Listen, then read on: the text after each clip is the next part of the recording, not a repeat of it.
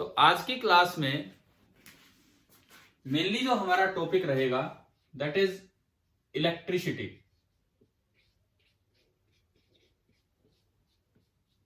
Word electricity का मतलब होता है चार्ज। इलेक्ट्रिसिटी का मतलब चार्ज इन मोशन नहीं होता, इलेक्ट्रिसिटी का मतलब होता है चार्ज। स्टैटिक इलेक्ट्रिसिटी मतलब charge at rest and current electricity means charge in motion. ये आपका शब्द है इलेक्ट्रिसिटी। अब आज एक क्लास में हम कुछ कुछ चीजें कवर करना चाहेंगे।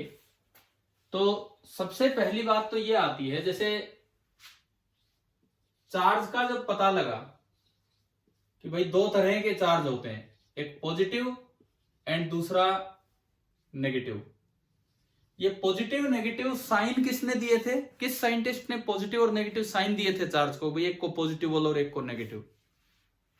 एक बड़ा फेमस सा नाम है काइट एक्सपेरिमेंट, जिन्होंने किया था, सुना होगा आपने।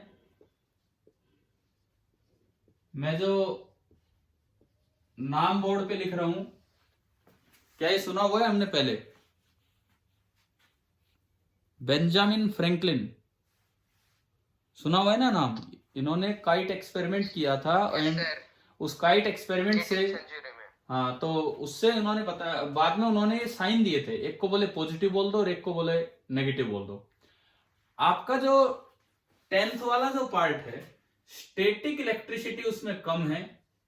आपके लिए जो ज्यादा पार्ट है दैट इज करंट इलेक्ट्रिसिटी।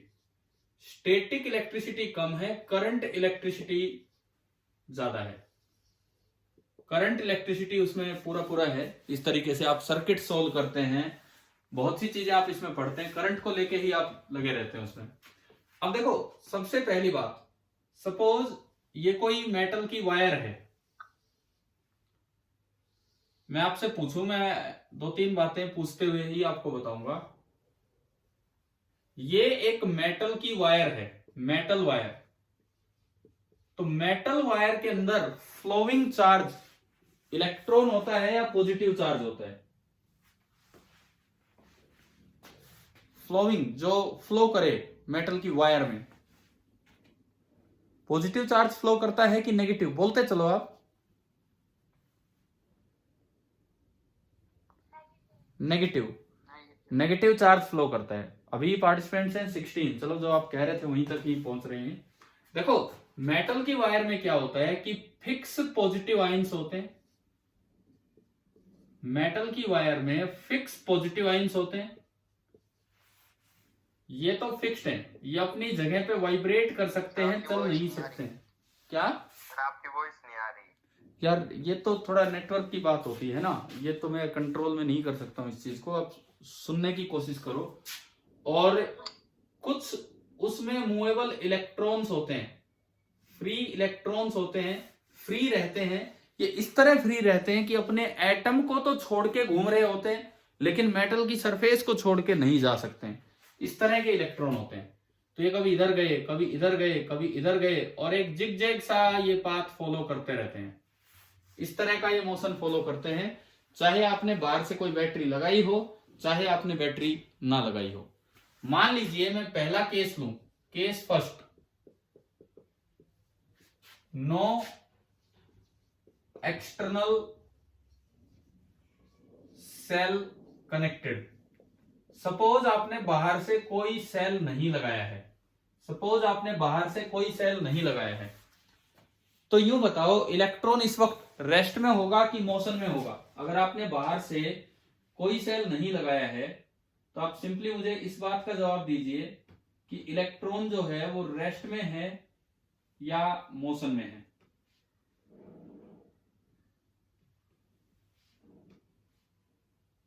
हाँ जी भाई बोलिए। रेस्ट में। और कोई बच्चा कुछ जवाब देना चाहे?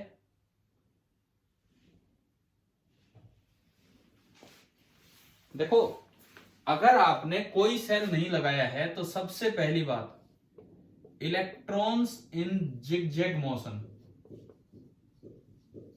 रेस्ट में नहीं होता है, ये मोशन में होता है। ये जिगजैग मोशन का मतलब है एक रैंडम सा मोशन होगा एक पर्टिकुलर डायरेक्शन में वो शिफ्ट नहीं हो पा रहा होगा, लेकिन वो कंटिन्यूअस वेरी हाई स्पीड के साथ चल रहा होगा, very high speed of electron, लगभग 10 की पावर 5 मीटर पर सेकंड से 10 की पावर 7 मीटर पर सेकंड, ये बहुत बहुत तेज स्पीड है। लेकिन जितने एक इलेक्ट्रॉन घूम फिर के टकरा के वहीं आ जाता है, या 5 आगे निकले तो 5 पीछे आगे। तो तीसरी बात ये बनेगी, no net flow of charge, no net flow of charge through any cross section, किसी एक क्रॉस सेक्शन से नेट फ्लो नहीं हो रहा होगा। एंड चौथी बात, इस फ्लो के कारण जो करंट होगा वो करंट होगा 0। और ये जो इलेक्ट्रॉन का मोशन होता है इसको बोलते हैं थर्मल मोशन ऑफ इलेक्ट्रॉन। अभी मैं केस सेकंड पे चलता हूं, मैं एक बार इसका एक स्क्रीनशॉट लेता हूं, उसके बाद फिर हम आगे बढ़ेंगे ना।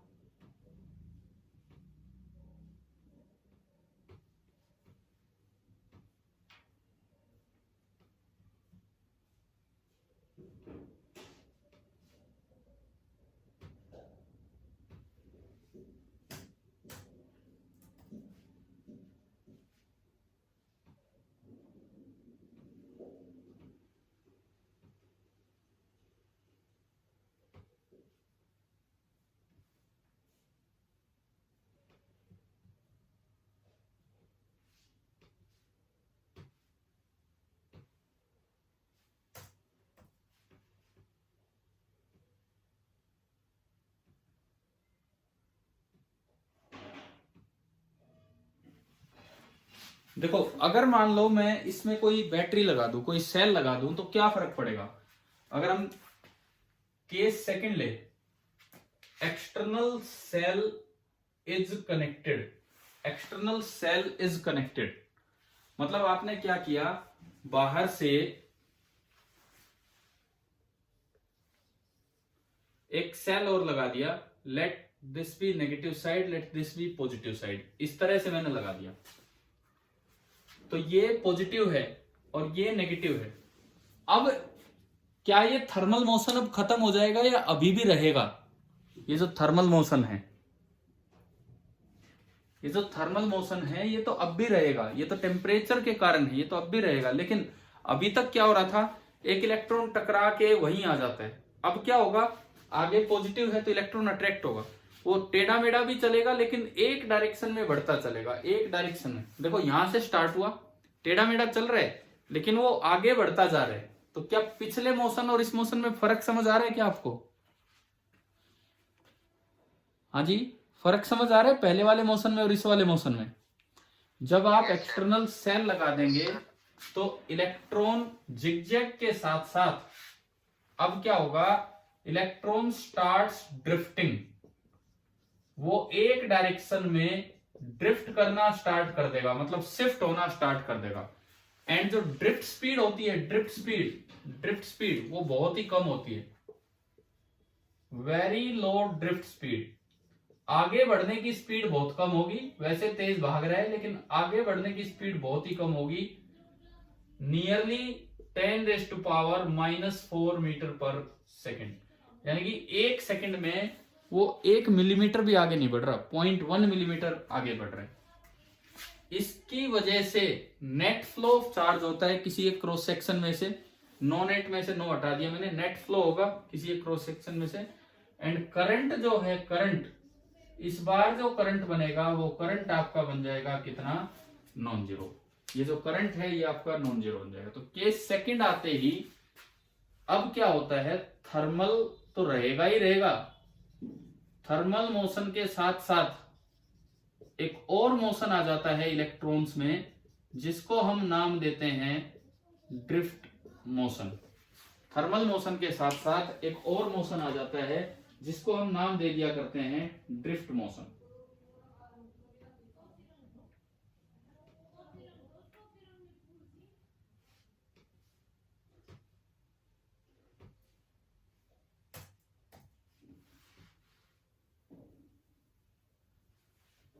इन थर्मल और ड्रिफ्ट मोशन के बारे में तो मैं आपको एक और मेरा ही वीडियो लेक्चर है एक 20 मिनट का, वो आपको भेज दूंगा। उसमें इन पे क्वेश्चंस हैं, छोटे छोटे सवाल है भाई आपकी एनसीईआरटी बुक 10th की लेते हुए, कि ये जब इतनी कम स्पीड है तो एक बात का जवाब देना, करंट थर्मल मोशन के कारण है, हाई स्पीड के कारण है कि लो स्पीड के कारण है? करंट कौन सी स्पीड के कारण है बताओ? करंट जो है वो थर्मल स्पीड के कारण आया कि ड्रिफ्ट मोशन के कारण आया? कौन सी स्पीड के कारण करंट आया?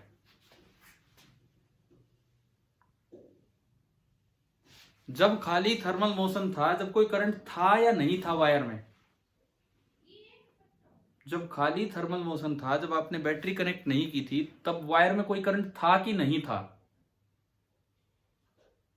बोलिए, जवाब दीजिए। जब आपने सेल कनेक्ट नहीं कर रखा था तो वायर में करंट था या नहीं था? इलेक्ट्रॉन्स थे बट वो मोशन में नहीं थे।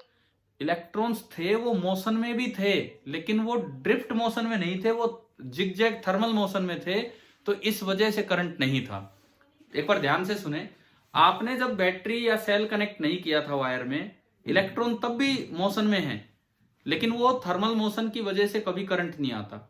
जब आपने सेल कनेक्ट किया तो थर्मल टेम्परेचर तो अब भी है, तो थर्मल मोशन तो अब भी है, साथ में एक एक्स्ट्रा मोशन आ गया, ड्रिफ्ट मोशन, और जो करंट होता है वो that is only due to drift motion. तो मेरा यही तो सवाल है आपसे कि दो तरह की स्पीड है, एक 10⁻⁷ मीटर पर सेकंड जा रही है थर्मल स्पीड, एक ड्रिफ्ट स्पीड 10⁻⁻⁴ मीटर पर सेकंड। कौन से स्पीड के कारण करंट है?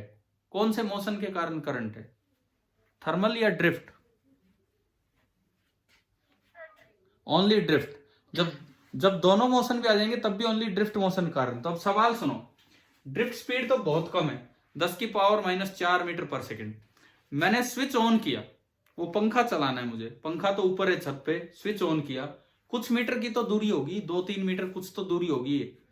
अब इस स्पीड से अगर इलेक्ट्रॉन वहां पहुंचेगा तो ये तो कई घंटे ले जाएगा, मतलब कुछ मिनट ले जाएगा, हो सकता है 15-20 मिनट। क्या ऐसा होता है मैं स्विच ऑन करूं उसके 15 मिनट बाद पंखा चला है? No sir. तो फिर इतना कम स्पीड, करंट वाली स्पीड इतनी कम होने की वजह से फिर भी ये एकदम से कैसे पंखा ऑन हो जाता है? एकदम से यहां हम स्विच दबाते हैं, वहां वो कैसे ऑन हो जाता है? चलो ये आप इसका जवाब देना, सोचना क्या रीजन है। मेरा क्वेश्चन आपको समझ आ ही गया होगा, थ्योरेटिकल पेपर में इस तरह के सवाल आ भी सकते हैं, ठीक है? और ये आपके एनसीईआरटी में बुक में इसको एक्सप्लेन भी कर रखा है, और मैं एक इस लेक्चर के बाद एक आपके लिए एक छोटा सा लेक्चर डालूंगा, उसमें आप देखना, उसमें आपको इसका जवाब मिल जाएगा। चलिए अभी हम थोड़ा सा आगे बढ़े। अब मैं आता हूं जो आपका इस पेपर में आने लायक एक टॉपिक है जिसपे कि सवाल आ जाते हैं।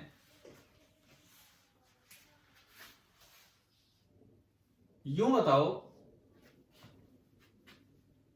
इज V बराबर IR ओम्स लॉ और नॉट? इज V बराबर IR ओम्स लॉ और नॉट? क्या ये इक्वेशन ओम्स लॉ होती है या नहीं होती, ये बताएं। होती है सर। होती है। सुनो, अब इसका आंसर सुनो। V बराबर IR, दिस इंप्लाइज R बराबर V by I। This is simply the definition of resistance. This is simply the definition of resistance. ये ओम्स लॉ कब है जो मैं अभी बताऊंगा आपको। मतलब क्या कि जैसे आपने कोई भी एक कंडक्टर लिया, कोई भी एक कंडक्टर लिया, उसके पास आप V वोल्ट अप्लाई करें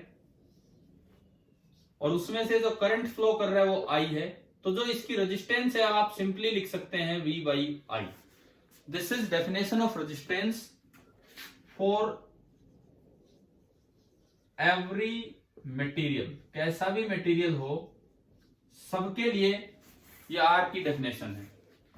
अब क्या होता है, फॉर सम मटेरियल्स, सबके लिए ऐसा नहीं होता, लेकिन कुछ मटेरियल्स के लिए value of R is independent of V और I। कुछ मटेरियल्स के लिए जो R की वैल्यू है, V को चेंज करो उससे I चेंज होगा, लेकिन V और I चेंज होने से R चेंज नहीं होता है। बहुत से मटेरियल्स ऐसे मिलेंगे जिनके लिए R की वैल्यू V बदलने से, I बदलने से चेंज नहीं होगी। फॉर देम V बराबर आई आर, आप इसको ऐसे भी देख सकते हो, V बराबर R इंटू आई।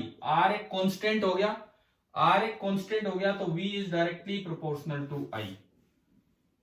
और आप इसको ऐसे भी देख सकते हो, I बराबर 1/R इंटू V, और क्योंकि R इनसे इंडिपेंडेंट है तो 1/R एक कांस्टेंट हो गया तो I is directly proportional to V। और अब ये इक्वेशन क्या बन जाती है? Ohm's law. तो अगर आपसे पूछा जाए इज V बराबर आई आर ओम्स लॉ और नॉट, तो आपका जो थ्योरेटिकल जवाब होना चाहिए वो ये होना चाहिए कि this is the defining equation of resistance. It is Ohm's law only when the value of R is independent of the values of V और I। अगर V और I को चेंज करने पे R चेंज हो रहा है तब भी V बराबर आई आर तो वैलिड है, लेकिन R बार बार अलग आएगा और वहां पे ओम्स लॉ सेटिस्फाई नहीं हो पाएगा। तो मैं इसको ग्राफ से भी अभी एक्सप्लेन करता हूं, इसी सेम चीज को। आप ये थोड़ा सा लिख भी लेना अगर कुछ लिखने लायक मिले तो। इन केस अगर थोड़ा सा भी नया पॉइंट हो या ये सवाल नया हो तो आप ये जरूर नोट कीजिए। सर एक बार दोबारा बताना इंडिपेंडेंट वाला। हाँ बताता हूँ, एक मिनट, इसका एक स्क्रीनशॉट ले लूं। मैं इस क्लास के जस्ट बाद आपके स्क्रीनशॉट आपके ग्रुप पे आ जाएंगे इसी पे ना। देखो सुनो, ये रेजिस्टेंस है। मान लो मैंने वोल्टेज अप्लाई किया 10 वोल्ट और करंट आया 2 एम्पियर, तो बताना इस फॉर्मूले से R कितना आ रहा है? 5 ओम। फिर मैंने वोल्टेज अप्लाई किया 20 वोल्ट और सपोज करंट आ गया 4 एम्पियर। मैंने एक बार ये वैल्यू ली, ये R आया, फिर मैंने ये वैल्यू ली, अब बताओ R कितना आ रहा है? 5 ओम। तो क्या R की वैल्यू V या I चेंज होने से चेंज हो रही है? नो सर, नहीं हो रही। तो इसका मतलब ये जो कंडक्टर है ये कैसा कंडक्टर है? ओहमिक मतलब ये ओम्स लॉ को फॉलो कर रहा है। अब मैं एक और एग्जांपल लेता हूं इसके साथ ही, इस पॉइंट को समझाने के लिए ही।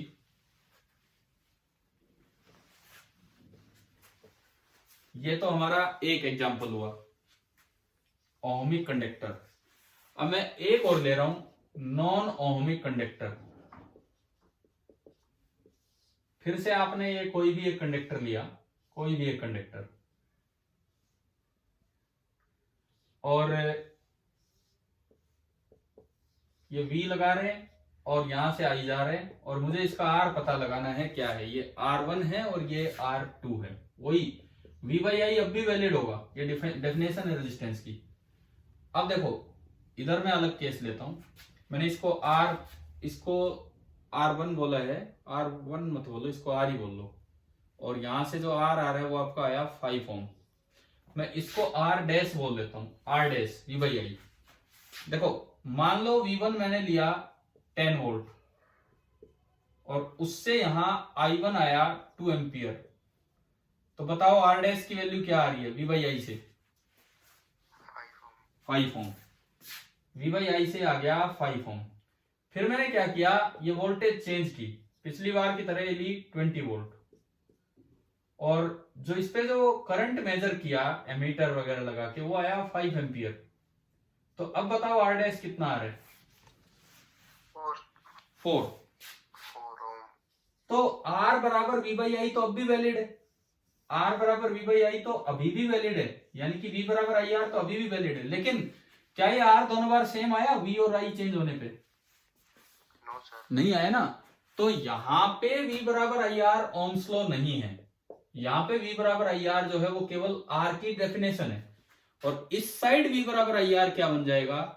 Ohm's law. अभी बताओ क्या समझ आ गया क्या बताया था मैंने अभी? यस सर, आ गया। है ना? ठीक है, ये एग्जाम्पल हुआ उसी चीज के साथ। बढ़ाता हूं मैं इस काम को थोड़ा सा और आगे बढ़ाता हूँ, एक मिनट, इसका स्क्रीनशॉट ले लेते हैं भाई इसका भी। और ये जैसे भी एग्जाम्पल भी अगर आपको लिखना हो तो चाहे बेशक लिख लिया करो।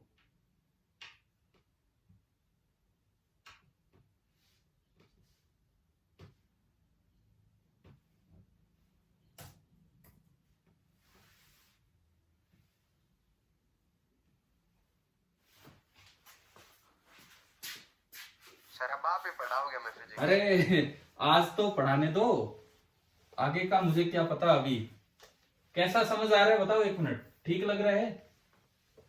सर बहुत बड़े समझ में आ रहा है। चलो ठीक है, वहां पढ़ा लेंगे यार, जैसा भी होगा देखा जाएगा। अब देखो इसके बाद मैं ग्राफिकली समझाऊं, अगर इसी चीज को ग्राफिकली समझाऊं, अगर कभी v और i का ग्राफ एक स्ट्रेट लाइन हो passing through the origin, straight line passing through the origin, तो ऐसे में आप चाहे कितना ही v ले लो, कितना ही i ले लो, हर बार रेशियो क्या मिलेगा? बिल्कुल सेम मिलेगा। सिमिलर ट्रायंगल से हर बार ये रेशियो आपको सेम मिलना है। जैसे मान लो ये v1 है, ये i1 है, ये v2 है, ये i2 है, ये v3 है और ये i3 है। यहां मैंने कहा रेजिस्टेंस R1 है, यहां मैंने कहा रेजिस्टेंस R2 है और यहां मैंने कहा कि रेजिस्टेंस है R3। तो आप बताएं R1 बाय डेफिनेशन R1 क्या होगा? V1 by I1। By definition R2 होगा V2 by I2 and by definition R3 होगा V3 बाई I3। अभी तक मैंने बात ही नहीं की ओम्स लॉ है कि नहीं है, ये तो डेफिनेशन ऑफ R है।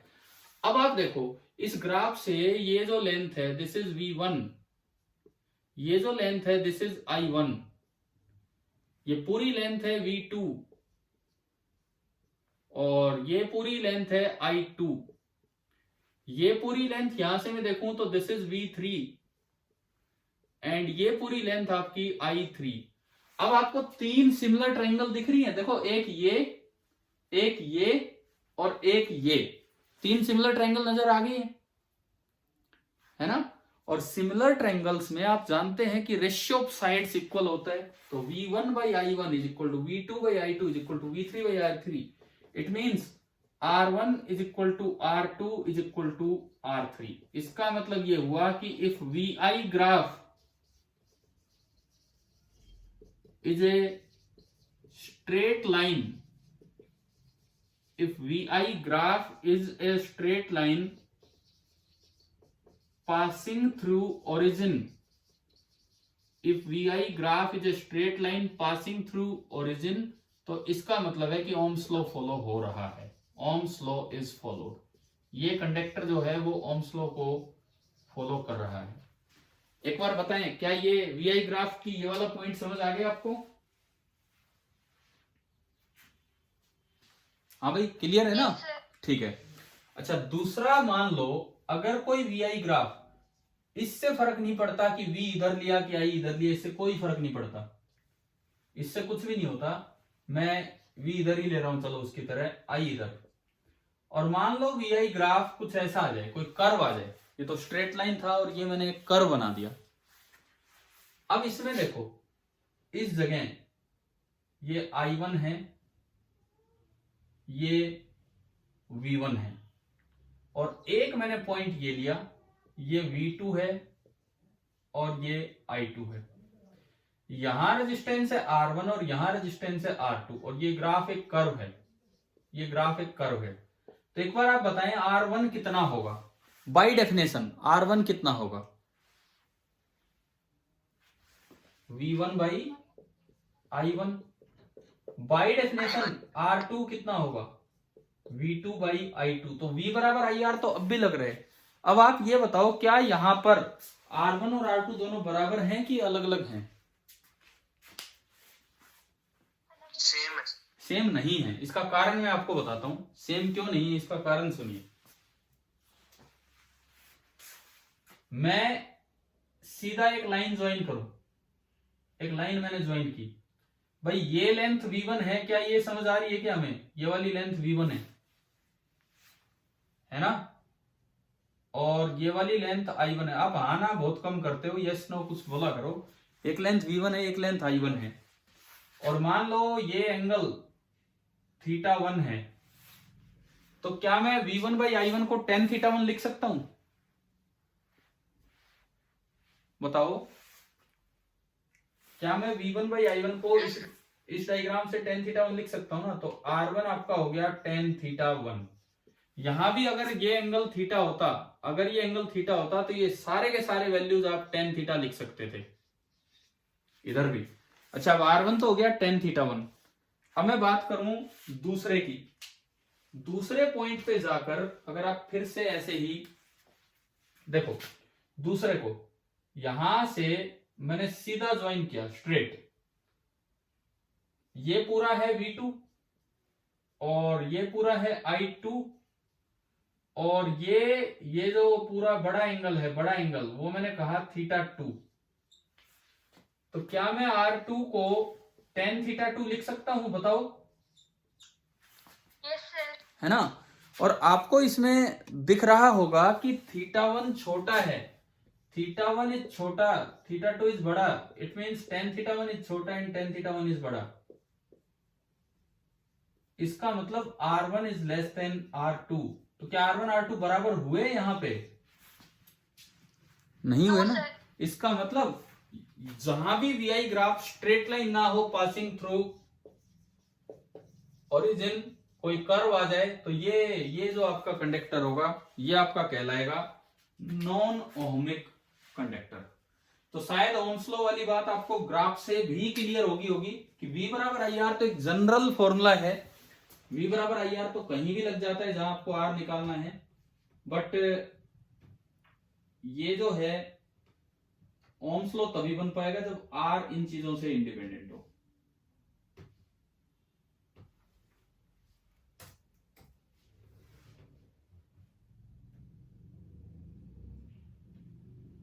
देखो अभी भी 20 पार्टिसिपेंट्स है, बीच में 21-22 भी पहुंचे थे, तो आपकी क्लास में ऑन एन एवरेज लगभग 20 बच्चे तो आज जुड़े रहे जैसा मुझे लग रहा है। ठीक है, चलो 31 में से आप 20 भी आए हो, क्योंकि मुझे जानते भी नहीं हो, इतने ज्यादा मेरी कोई क्लास भी नहीं हुई आपकी। बट मुझे ये बताओ आज कैसा समझ आ रहा है, समझ आ रहा है ठीक ठाक? Yes sir. Yes sir. ठीक है, तो चलो थोड़ा और पढ़ते हैं, कुछ 5-7 मिनट की और क्लास बची है, इसी को आगे बढ़ाते हैं हम काम को। और मैंने कहा मैं अगर एक वीडियो लेक्चर इसके बाद डालूं, ये भी डाल दूंगा, इसके बाद एक और इस पे जो आज बात की थी हमने ड्रिफ्ट मोशन, थर्मल मोशन, तो एक बार अटेंड तो कर ही लोगे 20-25 मिनट का लेक्चर, चाहे फास्ट करके चाहे कैसे भी। अब देखिए आपके इस तरह के सवाल भी बनाए जा सकते हैं, पूछे जा सकते हैं कि ओहमिक कंडक्टर ही हैं, इधर आई दे दिया, अभी तक जो मैं बना रहा था ग्राफ उसमें उधर V बना रहा था, इधर I बना रहा था, इधर I दे दिया, इधर V दे दिया। आपको ना 2 ओहमिक कंडक्टर दिए हैं, ओहमिक है कि नहीं बताओ, ये ग्राफ देख के बताओ, ए ओम्स लॉ फॉलो कर रहा है कि नहीं, straight line passing through origin, और ये B है, मैं थोड़ा ग्रीन कलर से बनाया है, कुछ हल्का दिखेगा, ये भी straight line passing through origin है। तो 2 ओहमिक कंडक्टर आपको दिए गए हैं, आपसे पूछा गया है विच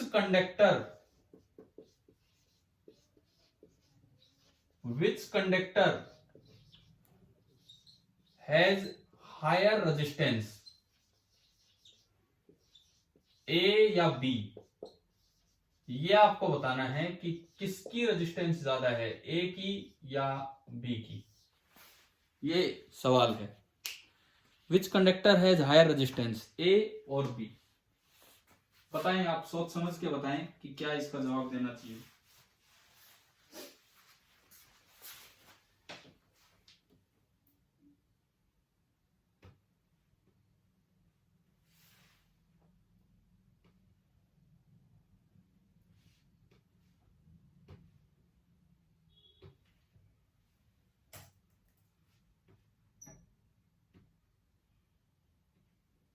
भाई बोलो, क्या आंसर होना चाहिए?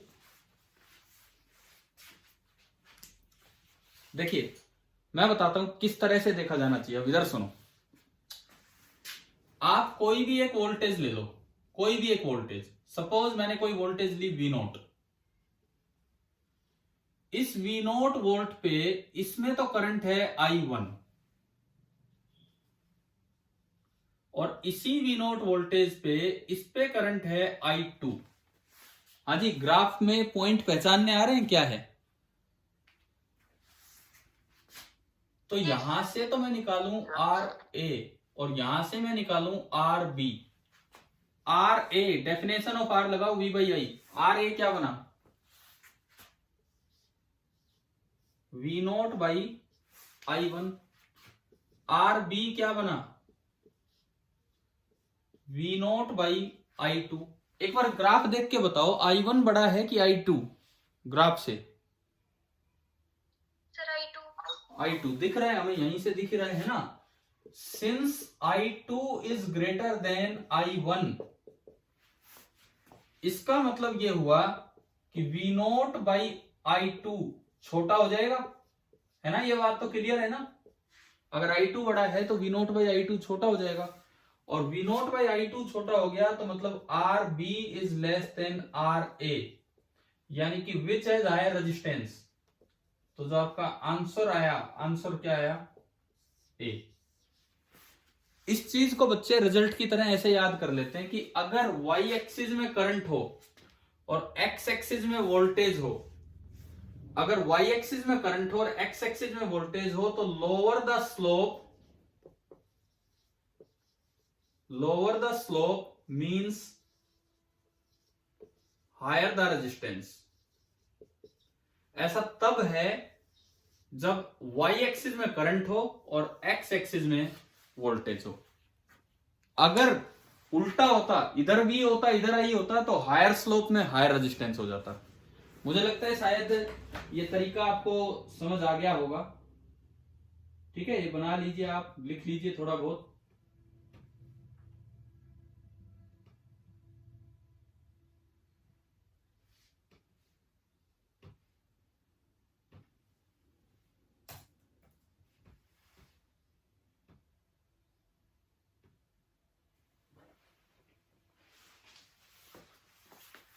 अगर मैं मिटाऊं ना इसे, हो गया होगा, समझ आ ही गया होगा क्या है क्या नहीं।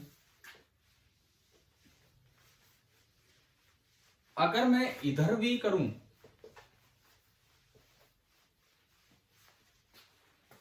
अगर मैं V इधर कर दूं और I इधर करूं और फिर से दो ग्राफ बनाऊं, एक A और एक B। अब देखो, अब कंपैरिजन ऐसे होगा, किसी एक पर्टिकुलर वैल्यू V0 पे,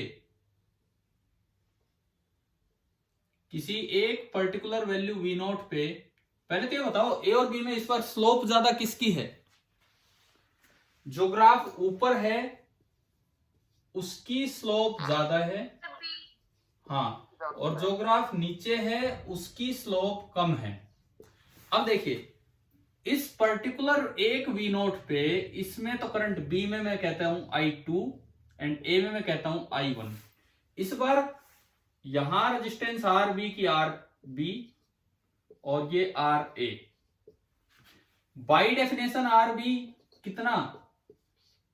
V0/I2। By definition RA V0/I1। अब फिर से ग्राफ में देख के बताओ, I2 बड़ा है कि I1 बड़ा है? I1। I1 बड़ा दिख रहा है हमें यहाँ पे। I1 is greater than I2, this implies V0/I1 is less than V0/I2। V0/I1 है RA, so RA is less than RB। RA is less, it means इस बार आपका आया लेस स्लोप मींस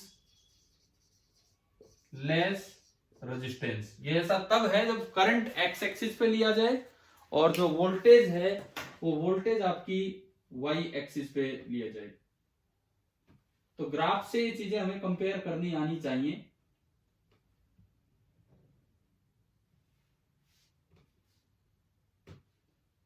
आपका इस क्लास का मीटिंग टाइम पूरा होने वाला है ना, लास्ट मिनट चल रही है।